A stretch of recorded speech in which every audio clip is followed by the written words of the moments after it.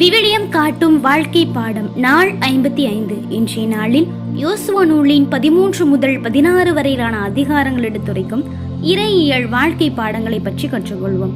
முதலாவது, யோர்தானுக்கு கிழக்கே உள்ள நிலங்கள். யோசுவா முதிர்ந்த வயதுள்ளவர் ஆனார்.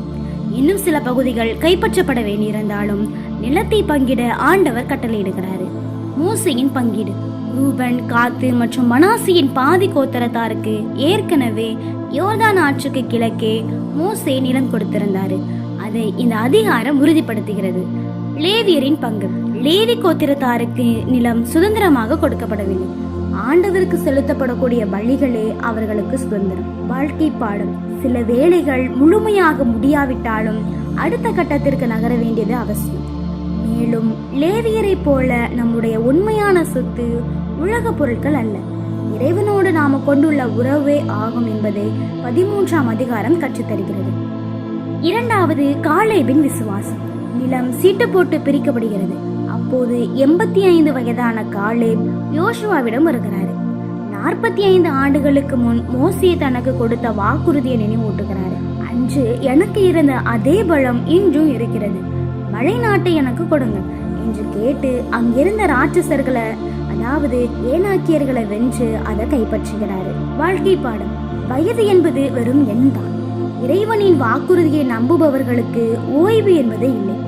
காலேபு போல மழை போன்ற சவால்களை கண்டும் அஞ்சாம விசுவாசத்தோடு போராடினா வெற்றி நிச்சயம் என்பதை 14ஆம் அதிகாரம் கற்றுத்தருகிறது.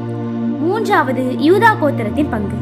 12 கோத்திரங்களில் மிகப்பெரிய மற்றும் முக்கியமான கோத்திரமான யூதாவுக்கு ஒதுக்கப்பட்ட நில எல்லைகள் இங்கே விரிவாக கூறப்பட்டுள்ளன. எருசலேம் உட்பட்ட பல முக்கிய நகரங்கள் இவர்களுக்கு ஒதுக்கப்பட்டன. காலேபின் மகளான அக்சால் தன் தந்தை தந்த நிலத்தோடு நீரூற்றுகளையும் கேட்டு பெற்றுக் கொள்கிறார். வாழ்க்கை பாடம். நம்முடைய தேவைகளை தைரியமா கேட்க வேண்டும்.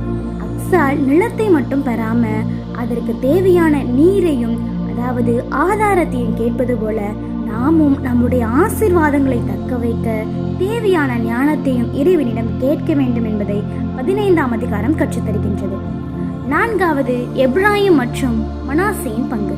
யோசேப்பின் புதல்வர்களான எப்ராயிம் மற்றும் மனாசே பாதி கோத்திரத்தாருக்கு ஒதுக்கப்பட்ட நிலங்கள் விவரிக்கப்படுகின்றன. இவர்கள் மத்திய கானானின் வளமான பகுதிகளை பெற்றவங்க. ஆனா அவர்கள் அங்கிருந்து கானானியரை முழுமையாக துரத்தல, அவர்களை ஊழியக்காரர்களாக வைத்துக் கொண்டாங்க. வாழ்க்கை பாடம்.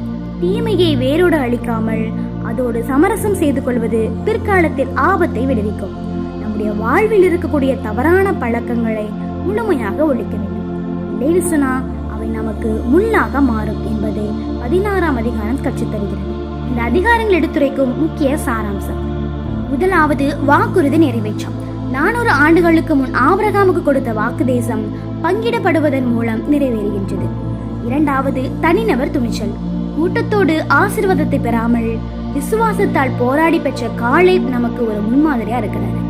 மூன்றாவது, எச்சரிக்கை. எப்ராயிம் கோத்திரத்தார் செய்த சமரசம் அவர்கள் ஆன்மீக ரீதியில் வீழ்வதற்கு தொடக்கமாக அமைந்தது என்பதையும் இந்த அதிகாரங்கள் கற்றுத்தருகிறது. இந்த அதிகாரங்கள் கற்றுத்தரக்கூடிய இறையியல் சிந்தனைகளையும் வாழ்க்கை பாடங்களையும் நம்முடைய வாழ்விடும் வாழ்வாக்குவோம்.